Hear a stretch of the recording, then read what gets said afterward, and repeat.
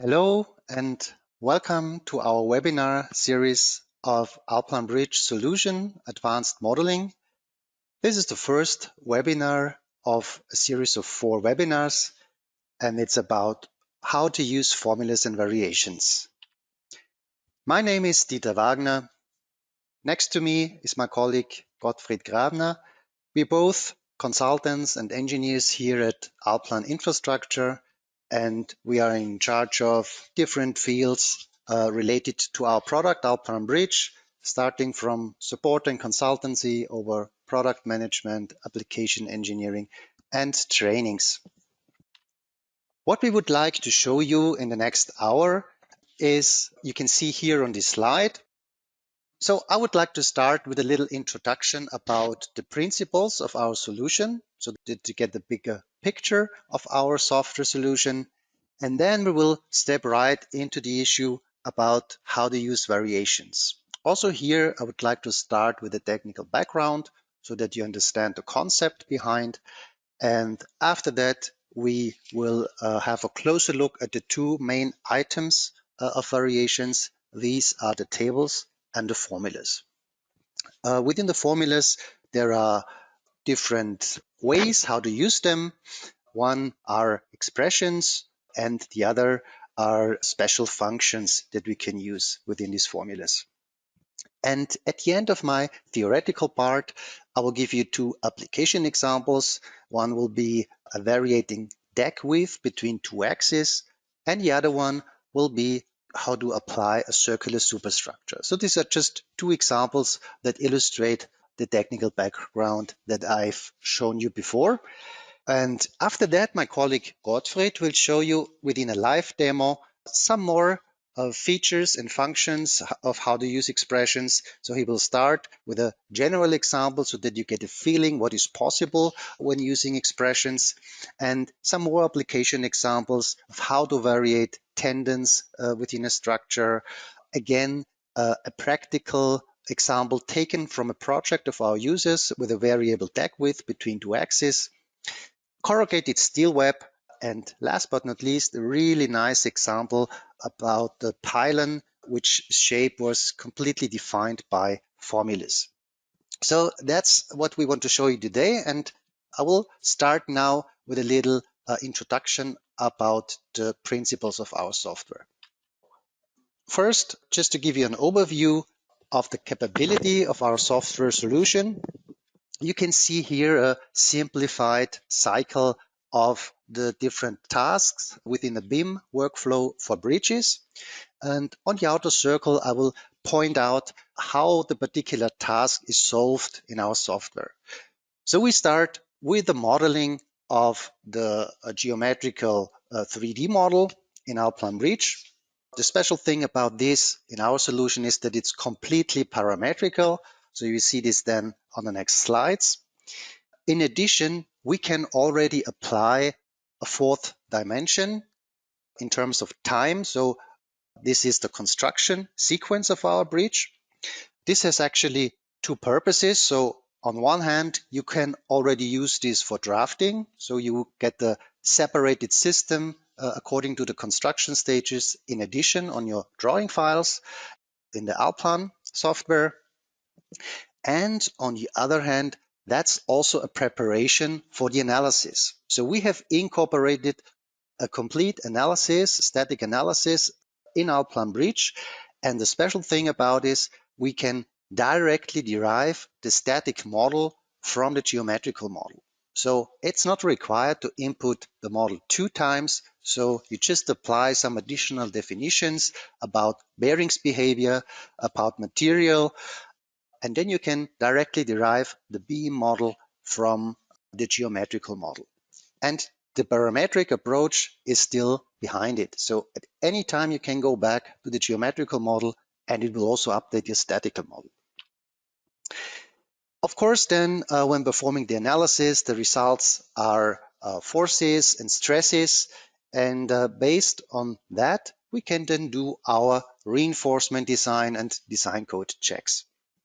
And finally, we are ready to import the model to Allplan, to the CAD platform, and do all the drawing production, the drafting, the reinforcement, detailing, and so on. So this workflow is covered by our software products. And you will see on this slide that we managed in this way in one single solution. So actually we have here three, let's say, applications which work together. We have in the center the Allplan 2021, which is our powerful CAD platform, and Allplan Bridge as a specialized tool for parametrical bridge modeling, and also the BIM Plus, which is a collaboration platform for different project partners who are working on the same project. So you could upload your model to this platform and people have access to it even if they don't own the software. So you can communicate, you can share your model, you can apply tasks and so on. So this just to give you the bigger picture.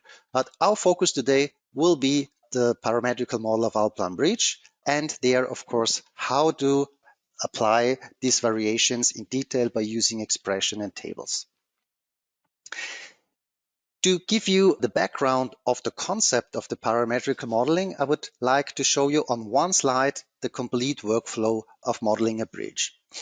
So let's start maybe from the other side. Of course, you could also model a 3D object, any 3D structure in a classical CAD platform, also in Allplan, by using the freeform modeling functionalities.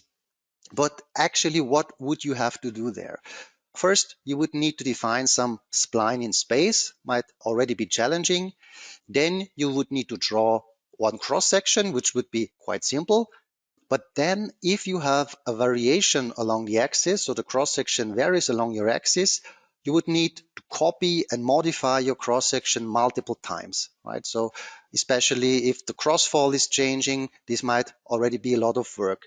And then you have to attach or assign these series of sections along the 3D spline and position them in space by the correct angles.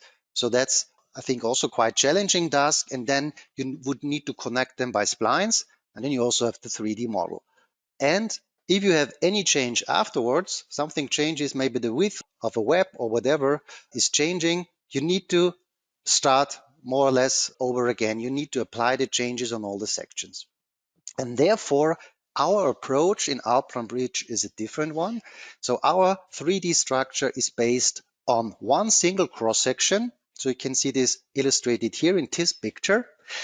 And whatever might change in the cross-section is defined by a variable. So let's, for example, have a look at the cross-section height. So this is indicated here by the variable h. So just instead of a constant value, I would assign a variable to this dimension.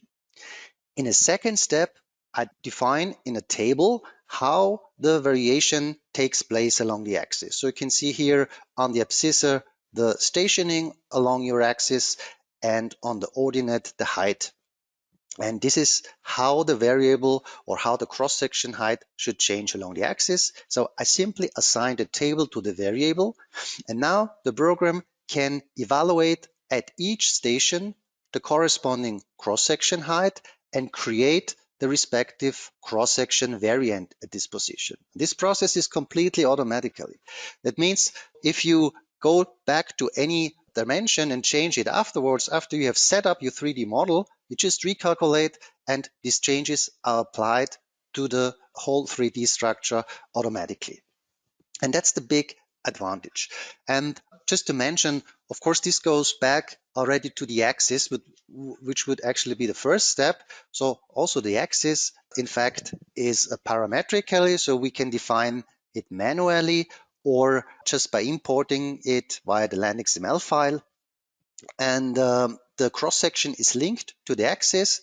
And you could also go back and change the axis orientation or whatever afterwards. And due to the parametric assignment, the cross section will be linked to the new axis geometry. So in this case, we can set up a fully parametrical model. And of course, it's not limited only to length, but you could also variate an angle for the crossfall, for example. You could vary the width of the deck. And of course, this also applies to the substructure of piers, piles, and so on. So every part of the structure can be modeled parametrically. That's the idea behind the parametric modeling of Allplan Bridge. And now let's jump a bit more into detail about how this variation, about this using the variables takes place. First, just want to illustrate the concept.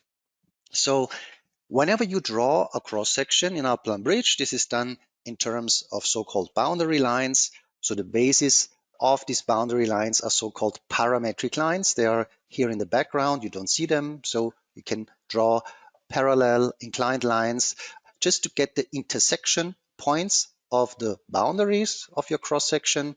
And then you just click the intersection points in order to draw the section. Okay, so that's not the issue of today, but just that you know that the basis of these boundary lines of the cross sections are the parametric lines in the background, because these are the ones that we need to change when we want to vary the cross section.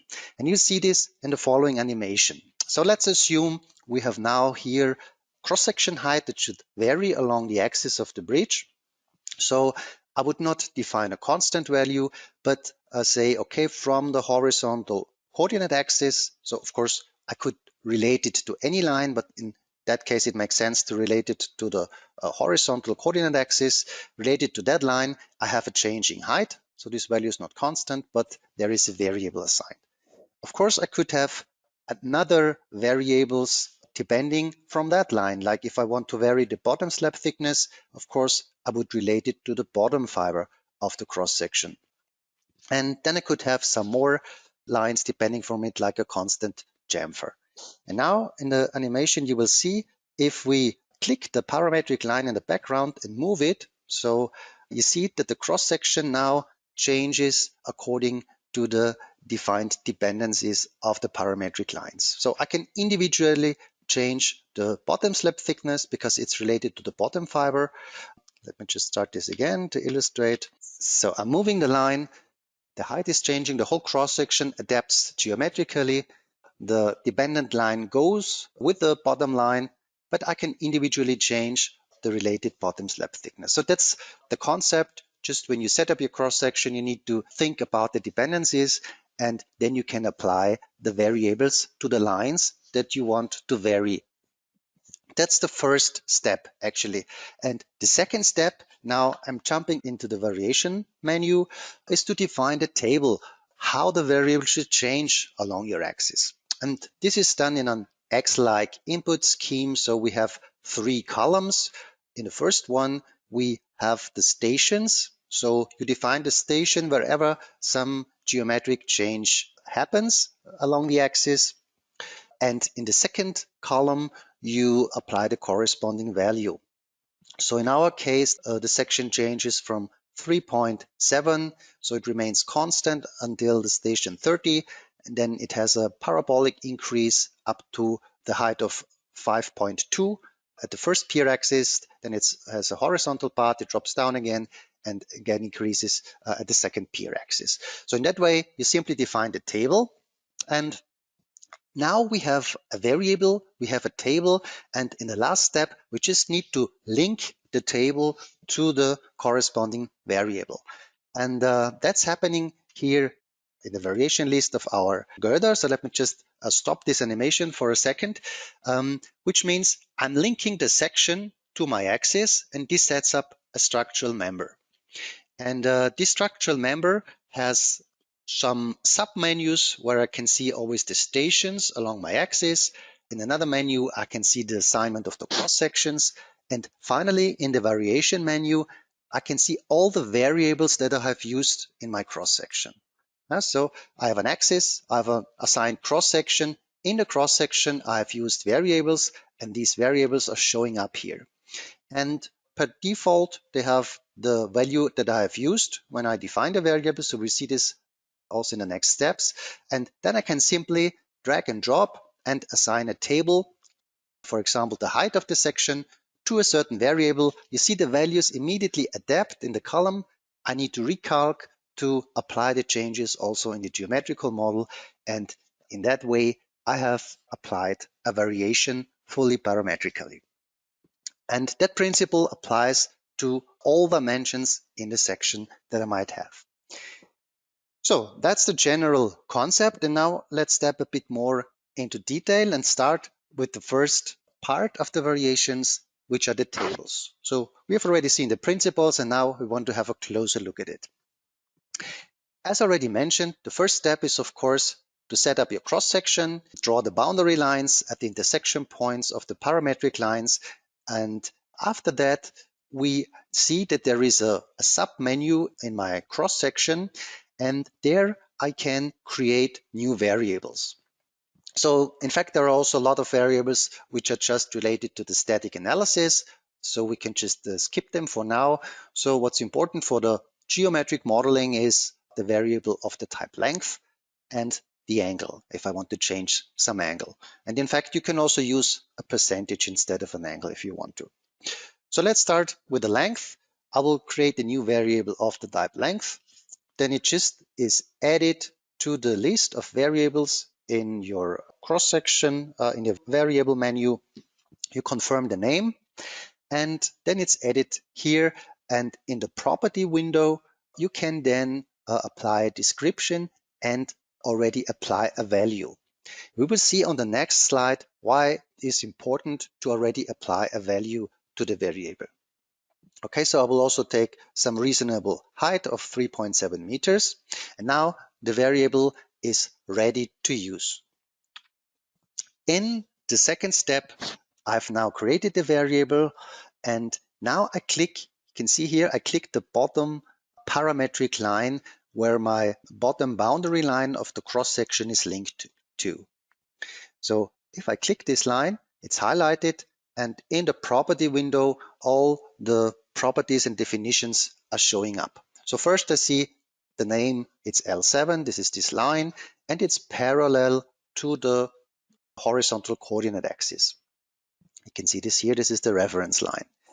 And then it has a constant value assigned, which I have used for drawing. And now I simply click on the drop-down menu next to this value, and in the drop-down list, I can select the variable which I want to assign now to this parametric line. So in our case, we just have one there. So therefore, it's just this age section. I select this, and at that moment, the value that we have used when we defined the variable is directly applied to the parametric line. And that's the reason why we need to define the value already before. Right? So if you forget this, it's 0, then the line would jump up. So it's not a big issue. You can apply the value afterwards. But of course, the recommended workflow is to apply the value before, because when you assign a variable, it's directly taken over. This has also a second purpose, which will actually be part of the second webinar. So even if you don't use tables later on, you can still very practically use a set of variables to quickly change or adapt the cross-section dimensions, right? So of course, if I now go to the variable and change the value, the cross-section would immediately adapt to that dimension. So when you set up your whole section in terms of variables, you can very nicely use them as a template and quickly adapt the dimensions. But this will be actually a part of the next webinar. So for now, we have applied the variable and we want to change it in the next step. And therefore, I jump to the next menu, which is the variations menu. And there we have two options, either to define a table or a formula. We will start with the table. Also here, I just give a name, and here on purpose, I didn't give the same name as we have used for the variable. So you could do that. It's also reasonable because you want to link them later, but just to point out that just by giving the name, there is no correlation between them. Yes, so the assignment will be done in the third step later on. So therefore, I just name it H tab to indicate it's a table. And then it's also added in the list of variations. And now I'm ready to define, as we have already seen before, all the variation of the height throughout the girder. So again, in the column X, I will define my stations, where there is a change, apply the corresponding height and the interpolation between 2 points. Okay, by the way, it's also nice if you have this for what reason ever, already available or prepared in an Excel file, you could also simply copy and paste the data from the Excel in this table. In the next step, we have the variable, we have the table, and finally, we want to link those two items together.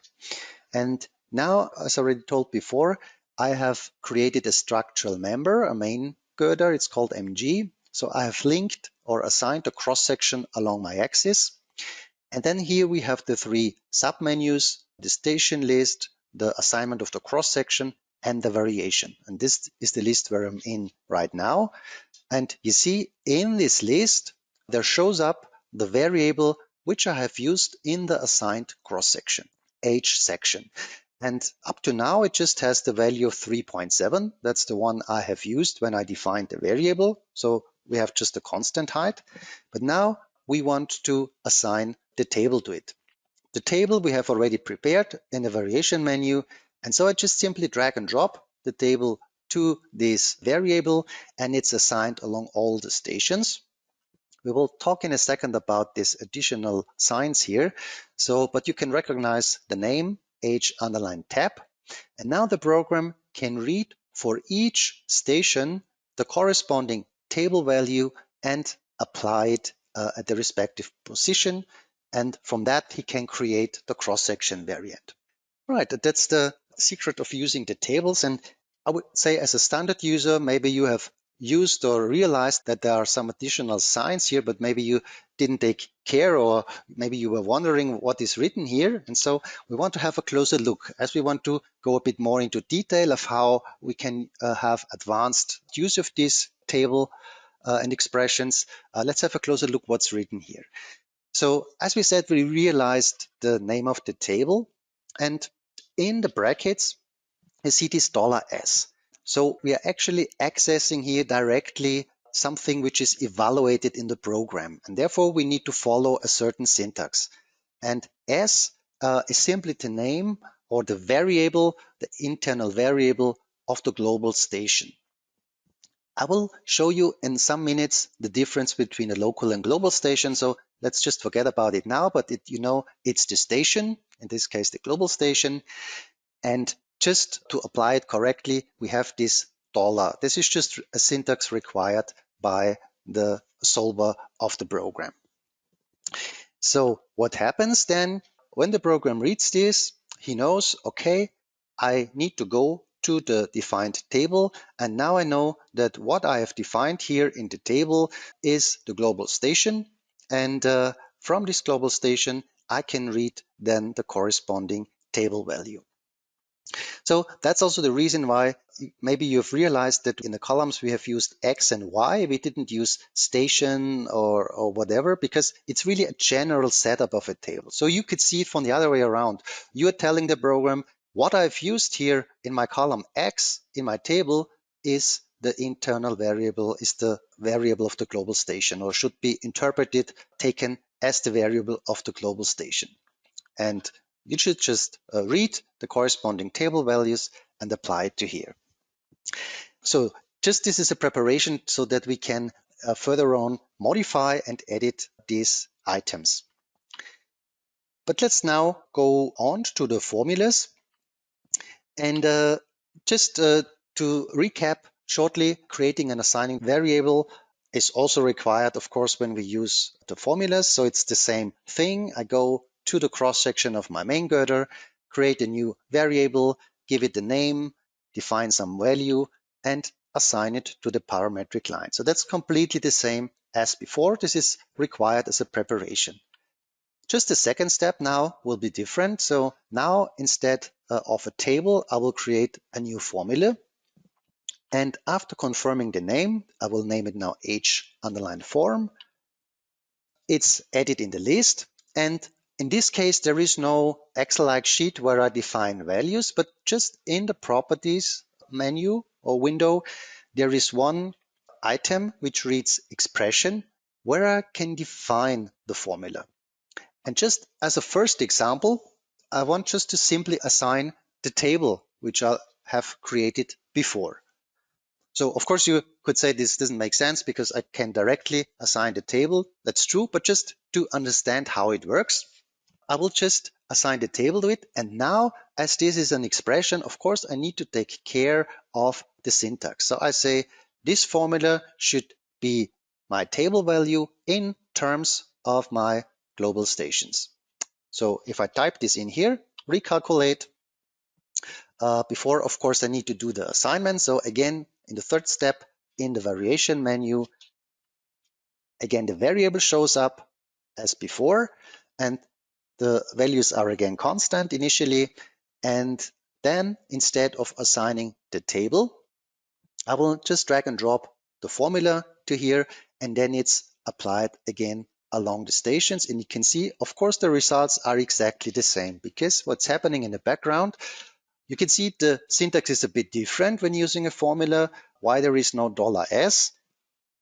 Because it's already here in the table. So what we actually showing is or saying is that you're using this formula, and this formula should be equal to the table in terms of $S. So therefore, we don't have this $S here. It would be double. So it's just one more step in between, you could say. So you define the formula, but this formula should take the values from the table.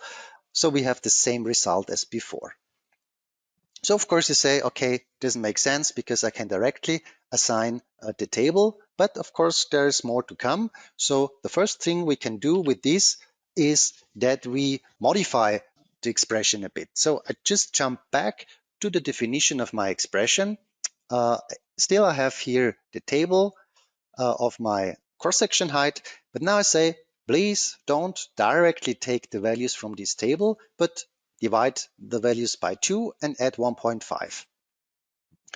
So I modify this expression, I recalculate, and you see he's taking again the same formula, but now, of course, the resulting values are different.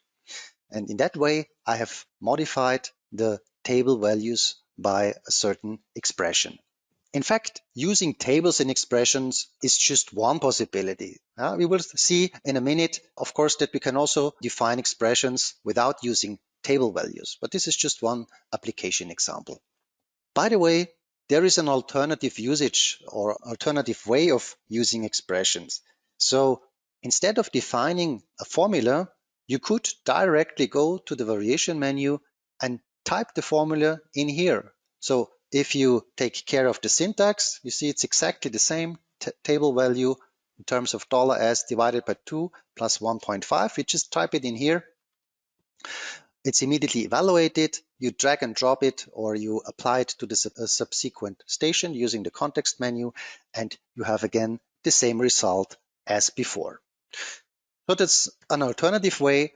If you're using a lot of formulas, I would say it's nicer to create them before, because it has also different advantages, because you can also use formulas in other formulas. But just that you know, it's an alternative way. You can directly edit this field here and apply some mathematical term here. Okay, and now we come to the advanced usage of formulas. And I want to illustrate a bit what can we use within these expressions of the formulas. We have already learned the stations, and now I want to explain a bit more about these global and local stations. So we have already seen this $S for the global station, and using the local station is possible in the same way, but just applying an L for local. So this will be the internal function for the local station. And in the same way, I can define tables in terms of a global or local station. But now, finally, I want to explain you the difference. So usually, if you're working on a real project, you want to introduce your real stationing that you have from your road planning, right? So, for example, here in our example, it starts at the station 2352. So this is, let's say, the real station on my axis.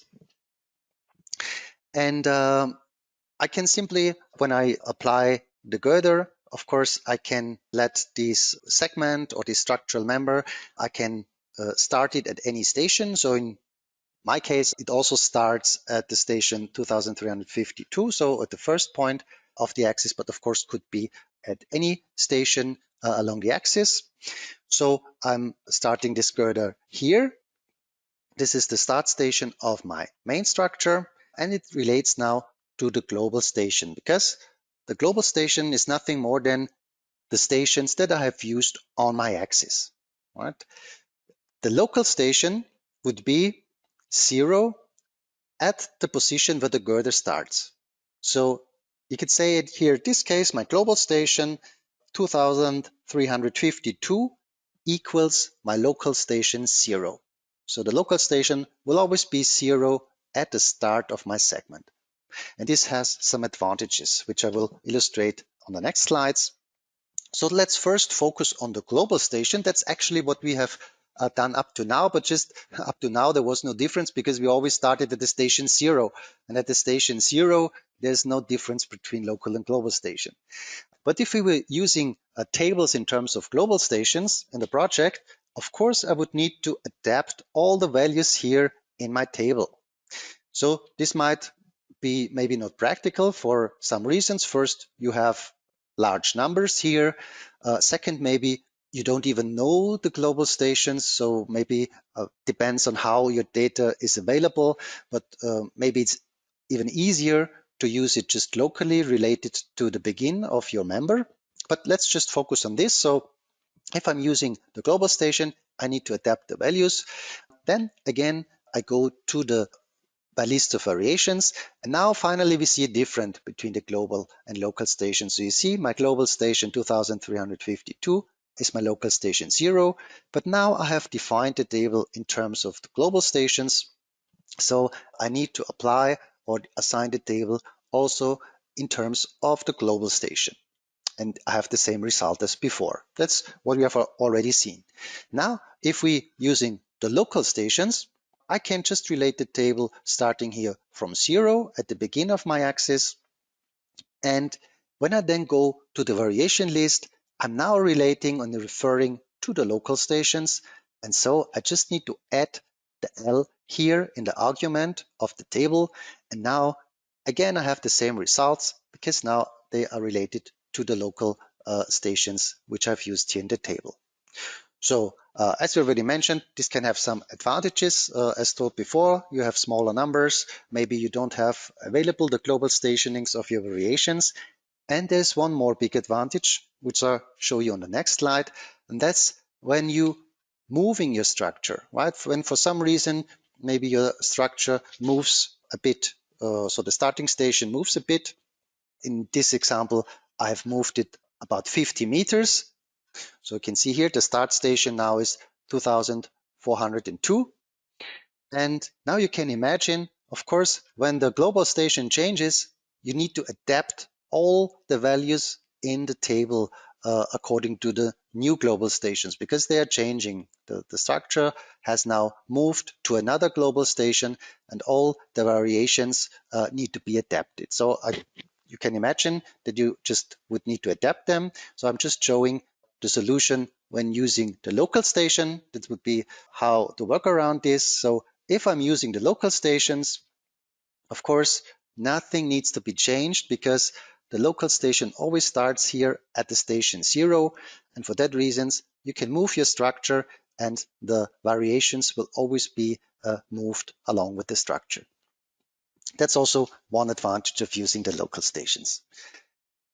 Okay, now let's move on. So we have now already seen these first two items, what we can use in expressions, but there's more. So of course we can use a lot of mathematical operators or mathematical or trigonometric functions and constants. So they are summarized here in this table. So mathematical operators, plus, minus, multiply, divided, of course, power functions. So they're just two ways of using them, having the same result, of course, square roots, trigonometric functions, logarithm, and some mathematical constants. So all this you can use in your expressions. But there's even more, and we have also some advanced internal functions. So these were more or less mathematical functions, but we have also some, let's say, Allplan Bridge or project geometric related functions. And for example, there are the coordinates at the current station point. So these you can address by $_SP for station point, and then you say which direction or which coordinate direction, which coordinate axis, X, Y, and Z. And this puts you out the result of the coordinate of the current station point. The same principle we can use for the direction. So this is more or less a normalized vector of the direction in at each specific station point. So in each direction you get out the corresponding vector. Then we can also address or get out the results of the angle in plan and in elevation by using these functions. These are just some examples. There are even some more expressions that you can use. So I've not listed them all here, so you can find them in our documentation. But just that you know, there is more than just mathematical operators. You can also refer to geometrical data of your structure. And finally, I want to show you a very specific internal function, which is very often used by our users. And this is the function CD2x. So it means something like calculate distance to another axis, to a second axis. So this is the name of the function. It's followed, includes an underline, and is followed by the name of the axis where I want to calculate the distance to. So you will see an example in a minute. In fact, of course, I need to use this function on a certain structural member, which already has assigned an axis. Yeah, in the variation menu of a certain girder, I'm using this function, and this already has an axis. And this is actually the name of another second axis where I want to evaluate the distance to. And then here are some more arguments which I need to define. So the first one is how I want to measure the distance. So should it be orthogonally to my basic axis, or should it be orthogonally to the reference axis where I measure the distance to? So we'll also see this in the next slide. And there's some default value. So you can imagine that when the program makes these orthogonal cuts, it could be that there is no result. Maybe one axis is shorter than the other, and this is just the default value that should be taken if there is no result of this geometric operation. And there exists another very similar function for this, for measuring the distance in the vertical plane, so in the direction of the height. So you can measure the vertical distance of two axes. And this is just the function CDH2x. To illustrate this a bit and to finalize my theoretical part, I will give you now two examples. And the first one relates exactly to that function CD2x. So let's assume we have two axes in our program.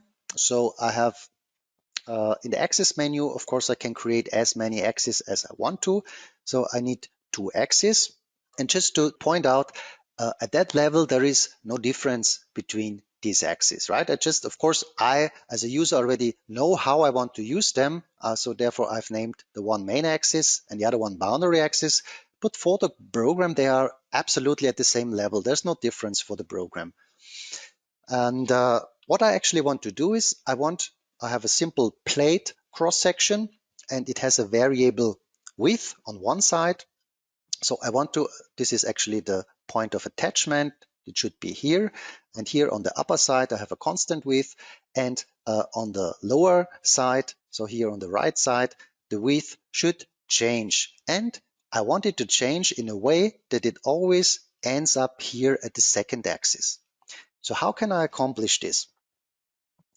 I want to use the function, and we already know now that I tell the program he should evaluate the distance. So he should make the orthogonal cuts or lines to the main axis, right? So now we see the difference. Should the direction be measured orthogonally to this axis or to this axis? So in our case, I wanted to have it related to the main axis. So my first argument would be 0. And then the result of this function would be here, this distance is. And these values I can then apply to the variable. So let's see how this works. As I said, I have a structural member related to the main axis. And you can see this here once more. I've marked this once more. So the girder where I'm in now in the variation list, this is the girder which is linked to the main axis. And in this girder, of course, here first I see the variable of the cross section that is applied to this girder. In this girder, I'm using the function. So this is my basic girder. And now I'm using this function ct2x. And now I say, okay, to which axis the distance should be evaluated. And therefore, now here I give the name of the second axis, of the boundary axis. So now the program knows, okay, I need to measure the distance orthogonally, therefore 0 here, from the main axis to the boundary axis, and return the respective value here, which is then applied to the width of my cross section. And that's everything to accomplish this task. So you see the cross section very nicely ends exactly at the second axis, which I have defined. This is the first example I wanted to give you, and a second application example, as I mentioned before. Of course, the formulas can completely freely be used. We have just seen a usage where also a table value was introduced, but now I want to give you an example without using tables, and I want to apply a circular height in my superstructure. So this should be the elevation view of some structure, could of course also be a pier or whatever. And the beginning of my superstructure, here I have a height of 2 meters. In the center, I have a height of 1 meter, and I want to round it by a radius of 113 meters. So how I can now derive a formula in order to apply this height along all the stations? I'm introducing a coordinate system. So this is now my station. So it doesn't matter now if local or global, just let's call it station. So it starts from here. And I want to define the formula for an arbitrary station point. So I just introducing the variable of the station and say, for any station, I want to have the result or the formula, the expression for my height at this station. So I'm just choosing some point between the two boundary heights. And at this point, I know, of course, also here my radius. So at this point, the length of this distance here must also be the radius.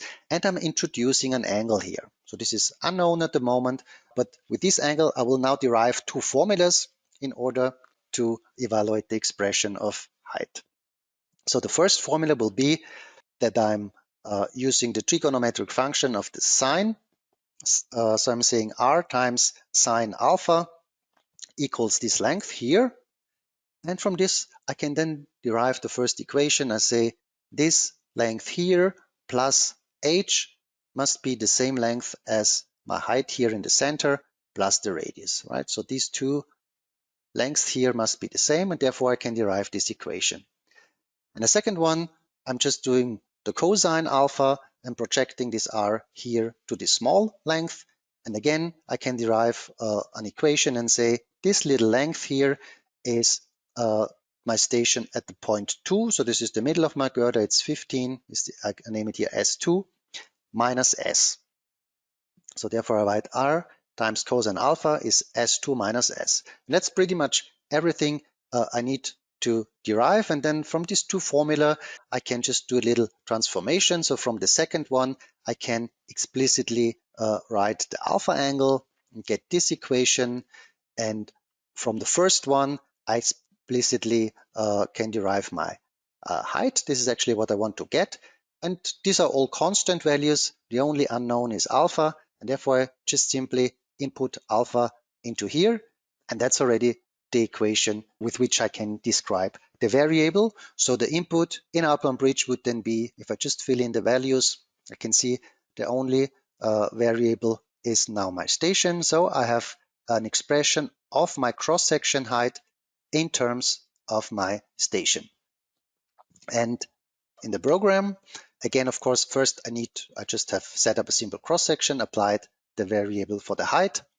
And when I create the variable, I simply put in this expression here, which we just have derived, and assign it along the stations of the girder.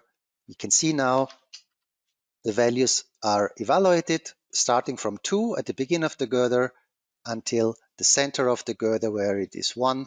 I have all the radial values evaluated. And then this results in a structure as shown here. Okay, to finalize my theoretical part, I just want to summarize what we have learned.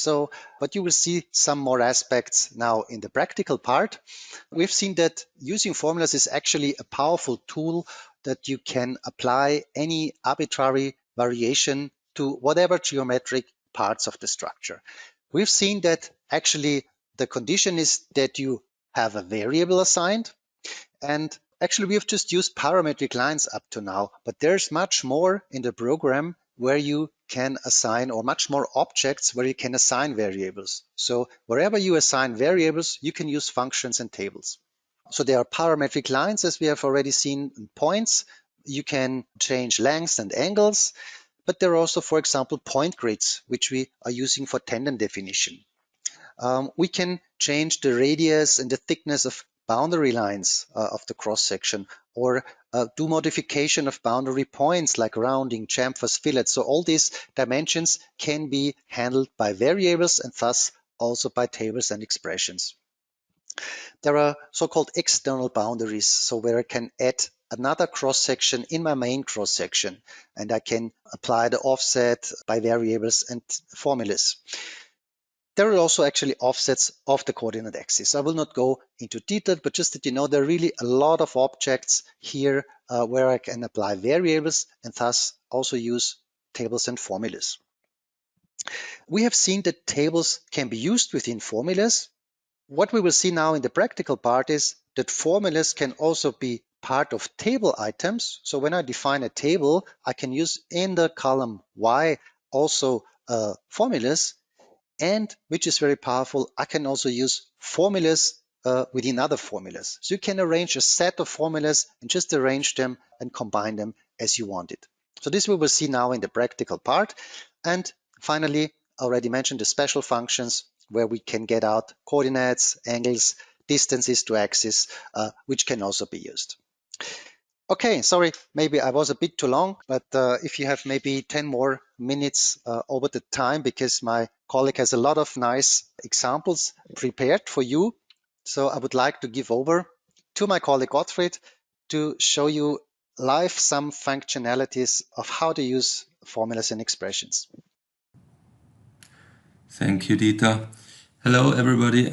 My name is Gottfried Kramner. I'm consultant at Allplan Infrastructure, which is located in Graz, Austria, and I will show you today some examples related to advanced functionalities in Allplan Bridge. Today we will focus on geometrical modeling only. The analytical model, which can be automatically derived in Allplan Bridge, this and its features we will not go into detail today. As you can see, I've prepared already the first example for today. There are several beams here fitted and set, which are basing on the same cross-section. Cross-section is a simple rectangular section, and on this one the height is linked to a variable called height.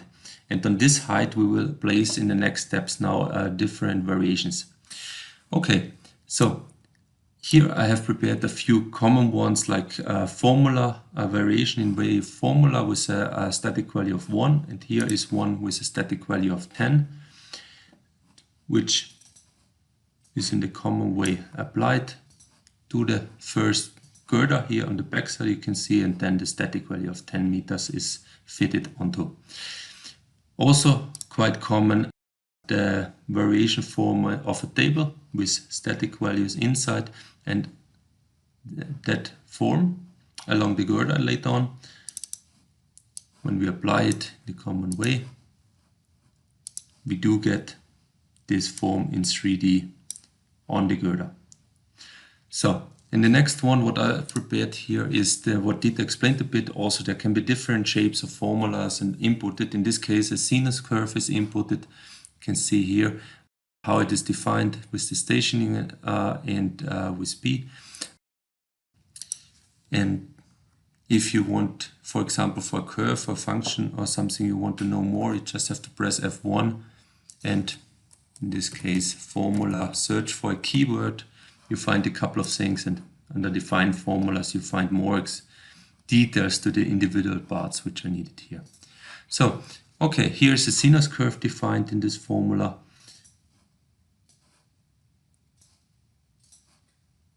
And after recalculation and fitting on, you can see here this height value, is vertical distance, is now fitted to this sinus curve as it is defined. Dieter explained also before this with the radius. Same way of formula, but a little bit different values. You can see here with this radius form and fitting it onto the next beam gives in the end this way, this curve, circular curve in vertical direction, which is applied to this 3D beam. Okay, so here we had now a few with, elements with formulas. Here I would like now to go a little bit more onto combination of different formulas or combination of results between tables and formulas. As first one here is another formula prepared with a linear inclination, let's call it like this. This will lead to linear inclined beam on the upper side. Let's put it in and calculate it. Here it's here. So the beam, the upper part now is going to be inclined. And there's another one at table 2, which has this kind of shape inputted into the table.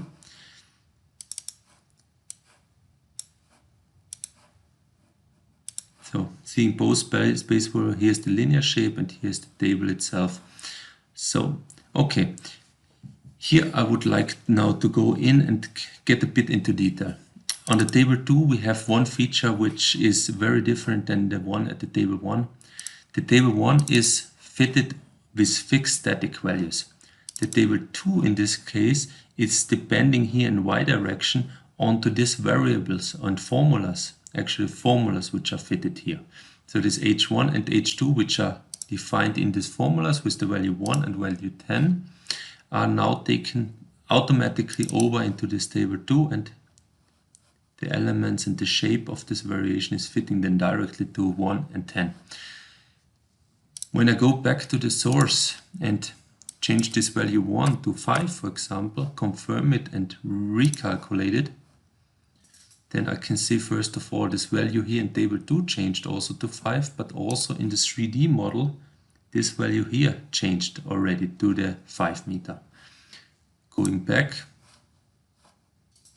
to this h1 to 1 meter, now focusing on this section, recalculating, the value is come back.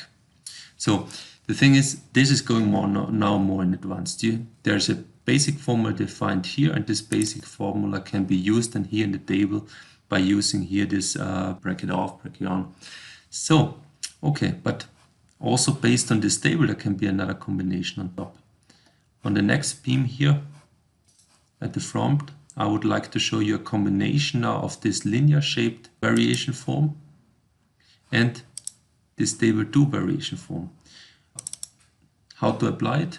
Quite simple actually. I do it in my favorite way. Just drag and drop into here to have the values in the table. Double click on and copy, Ctrl C, Ctrl V. And I have here one formula, a new formula to define. And on this one the formula is applied to the whole girder.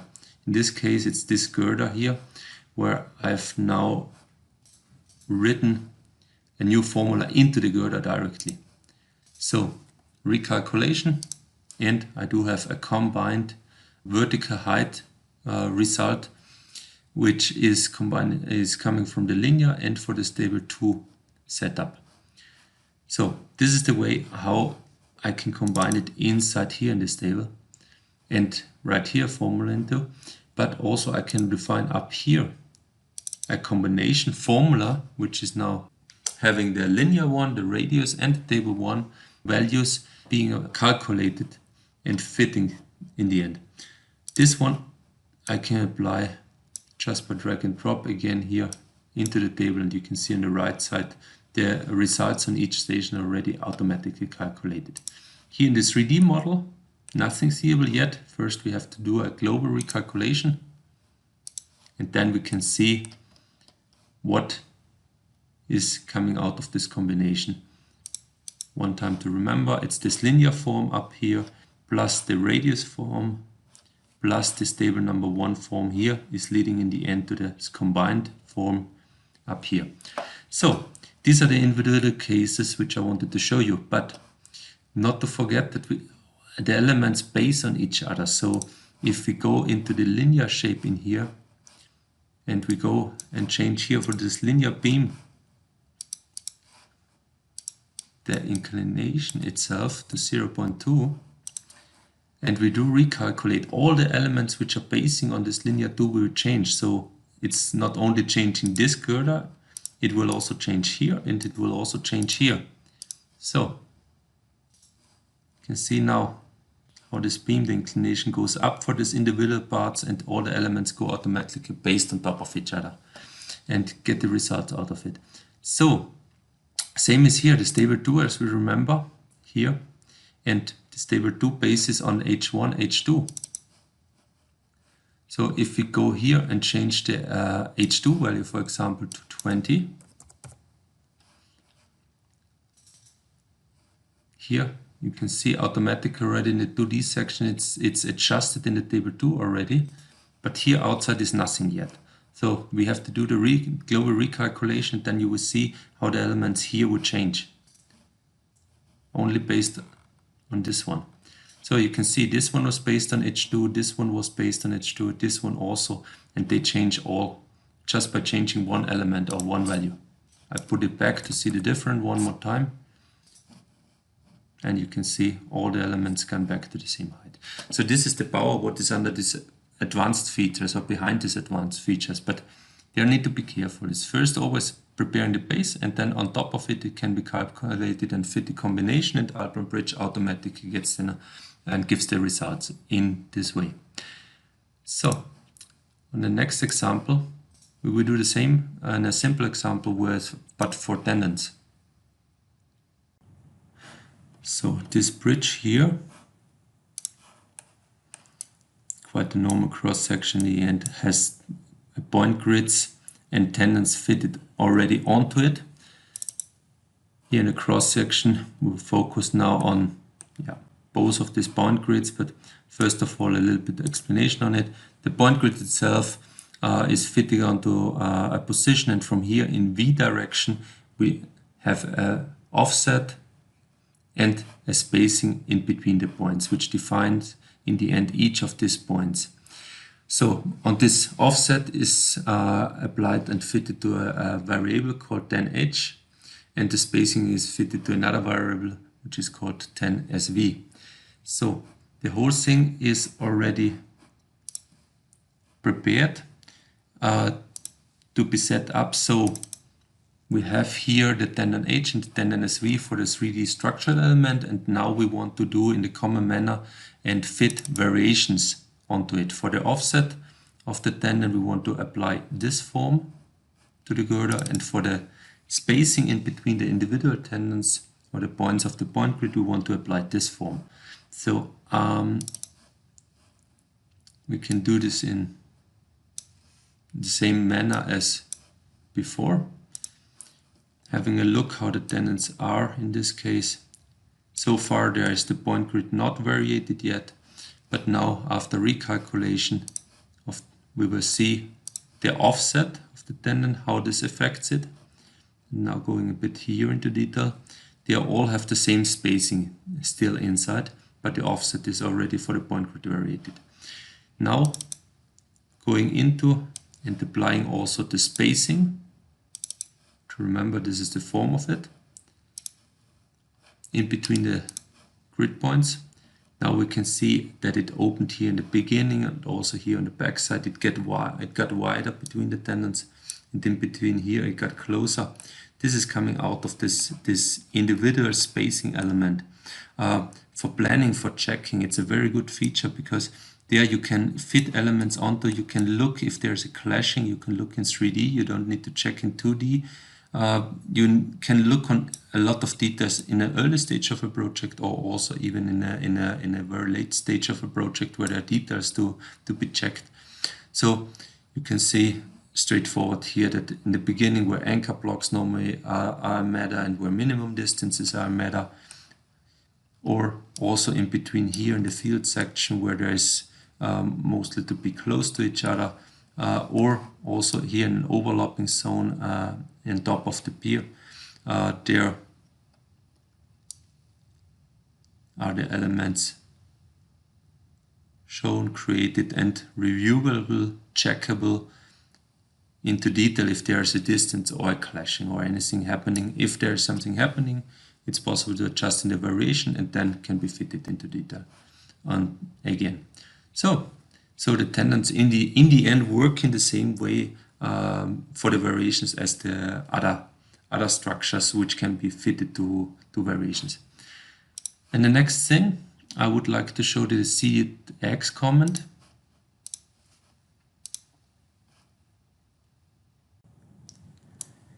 So for the cd2x comment, Dieter explained already the theory behind it, so I will focus more on the practical part. As you can see, we have two bridge elements here, and we have one element in between here, which we'll use later. The whole setup here is basing for the bridges on a cross-section of this type. For this cross-section, a couple of elements are variable here. For example, this one, we can change this one from 1.5 to 3 meter, and we do have in the cross-section in the 2D already automatically new figures, but here in the 3D not applied yet. But as both bridges based on the same cross-section, both bridges adjusted automatically to the 3 meter heights as defined by the user, in this case me. So on these two bridges here, as we want to use the cd2x function, there the axis is, if you do double click here on axis, you get the overview of all the defined axes. So what we want to do is we have this bridge here which is not applied to the axis yet. It's this side. We want to fit this to this axis, and on the other bridge here you can see from top view already on this one, this is fitted already in horizontal direction here to both of the axes, here and here. And in the last part, actually we want to fill this gap also in between with another element. This is what we are going to do now in this step here on this example. Okay, focusing now on this bridge on the right side. How is it modeled?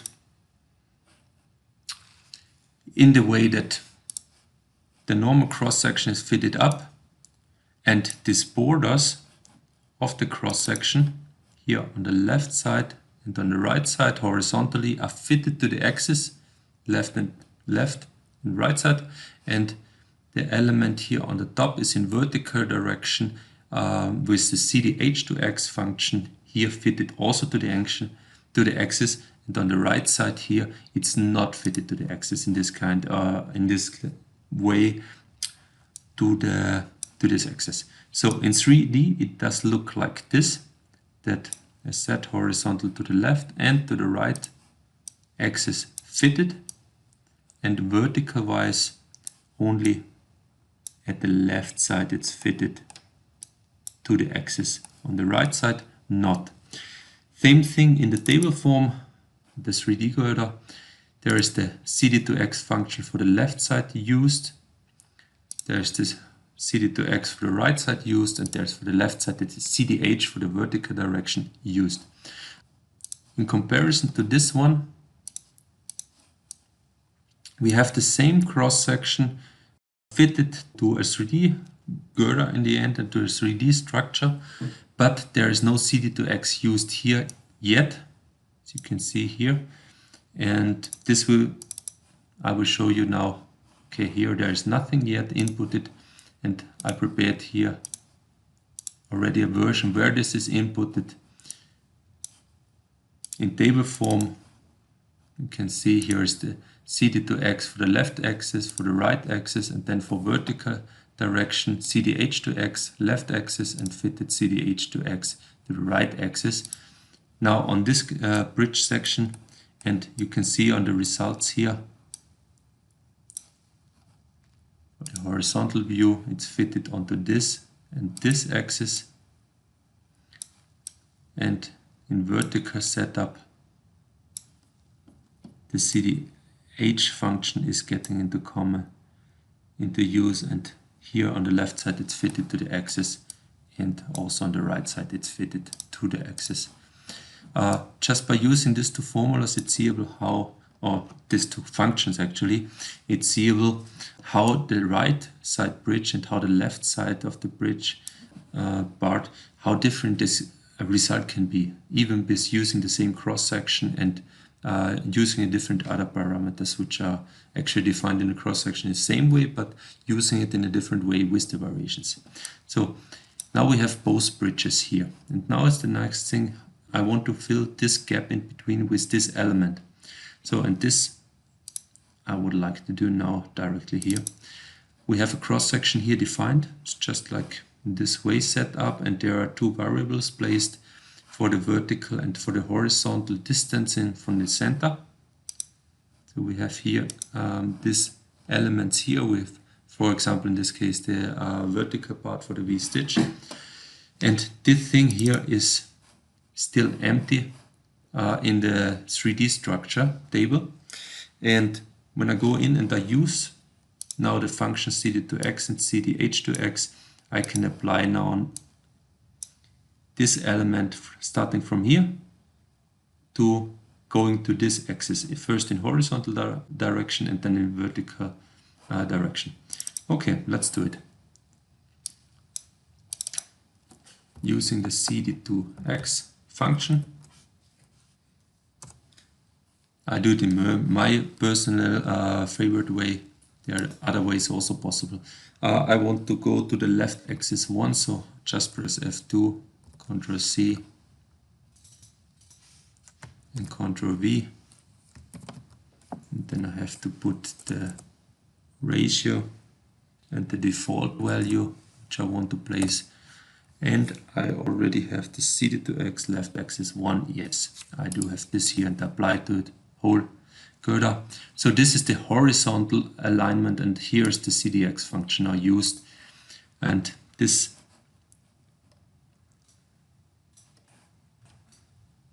when I fit and recalculate it globally, I have, as you can see here, in horizontal direction already from this axis to this axis, the gaps closed. In vertical direction, it's still seeable. It's still fitted to the static value here, and we still have to do the same in vertical direction to have then here a consistent surface on the top. Okay, going in here, I use what I have here already with Ctrl C, Ctrl V. I can use this, at least as basic now, and I just have to go CDH to axis. I have the same axis and the same ratio and default value. Just apply it to the same structure and recalculate it. You can see there are the vertical distances calculated automatically, and looking now into the picture also in vertical direction, it's fitted now to the other axis, and in between the elements they are fitted in 3D to the axis and giving these results in the end.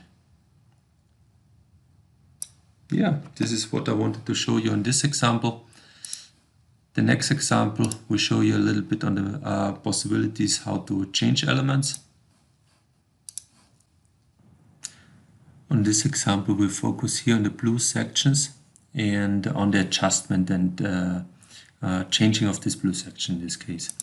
Looking onto the cross section,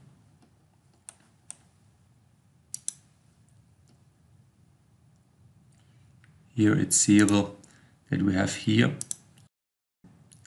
this element fitted onto offset, and this offset is connected to a variable which is called gap in this case.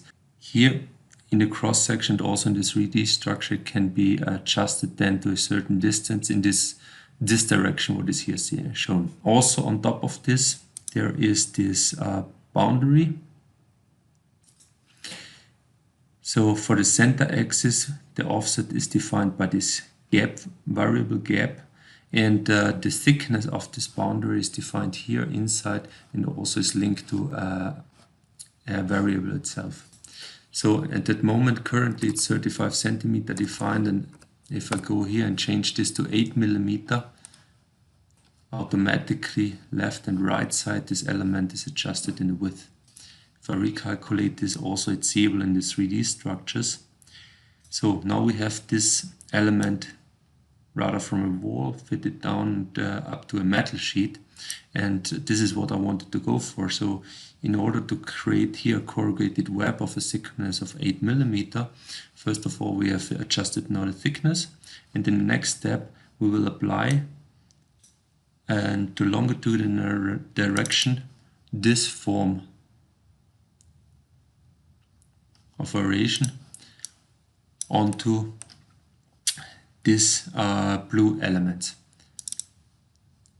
It's done in the common manner, just by drag and drop and by recalculating, and out of this the corrugated web structure itself is already in as wanted. Can be placed, can be adjusted. So if the form want to be adjusted, we have to go into the variations. We can adjust this here, or if the thickness of this element should be adjusted, we can even go back and can say we want again this 35 centimeter in. It's possible, but if we don't want this in this, we can also go 16 millimeter, recalculate, and we do have again this metal sheet fitted example. Yes, so far for this example, I would like to show you now as last example one element which is coming from Korea. At this point I want to express my thanks to our partner CableTech and their great project work with Kobe Korea. This what we see here is a very small cutout of a pylon what they are working currently on, and the whole project is very impressive. This pylon itself is modeled with cross section of this shape, and onto this cross section formulas and tables are fitted onto, and these in the end lead in table form to such a structure, and in 3D form and the visualization to a result like that. Very impressive. I'm through with my demonstration. Thank you for your attention, and I give back to Dieter Wagner, my senior consultant here at Allplan Bridge and Allplan Infrastructure in Graz. Thank you. Thank you, Gottfried, for this very impressive demo. I hope you can hear and see my screen again. I want to apologize that we are a bit over time and probably will not have time to do a lot of question and answers now that came up while we did the presentation. I would just like to focus on one question, which I find it's really important. The question was actually, because I was mentioning in the parametrical modeling, we just need to use one cross section. And of course, another question came up, what if I need to use more than one cross section? Of course, that's possible. Like, let's just focus maybe on a diaphragm section here over the pier. It might be clear that I cannot make a geometric transition from a regular cross section to a diaphragm section, maybe if it's maybe has a hole inside. So maybe the number of the points of the regular section doesn't equal the number of points of the diaphragm section. Then of course it's possible to copy, paste the regular section, adapt the geometry, and assign a different section here. And then the question was, what happens to the variation? What happens if I have a variable height along the section, but the section changes? And of course, that's very simple, possible in Allplan Bridge. You just need to use the same name of the variable also in the cross section of the diaphragm, and then you can simply assign the table along the whole axis. Okay, so it's just possible to use same names of variables in different cross sections, and the table can be assigned globally along the whole axis. So I think that's a very good and important question. Thank you for this. And if you have more questions, to finish this webinar, I just want to ask you, go back to us, please, at any time, contact us, maybe via our support address, support@allplan-info.com. Feel free to ask any question. We will get back to you and clarify everything. Last, I want to give you a little preview. Don't miss our next webinar of this series. It will be done on April 14th, and it will deal with data reusage in Allplan Bridge and using templates. So, which means that if you already have existing projects, how can you use the data from your existing project when creating new projects? So that's everything from our side. Thank you so much for staying tuned, and hope to see you again on our next webinar. Thank you. Stay healthy and goodbye.